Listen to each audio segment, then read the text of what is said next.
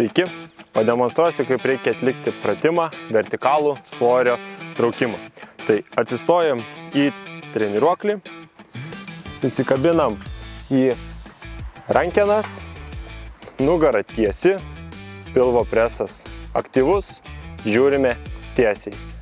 Traukiame rankas žemyn prie savęs, iškvepiam, grįžtam į viršų, įkvepiam.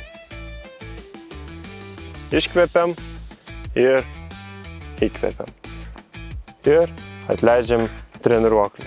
Viso pratimo metu svarbu išlaikyti nugarą tiesiai, jos neriesti ir žiūrėti tiesiai.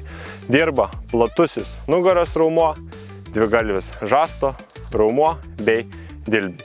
Jeigu jums per lengva ar per sunku, galite koreguoti svorį, tai perkeliant jį iš viršaus į apačią.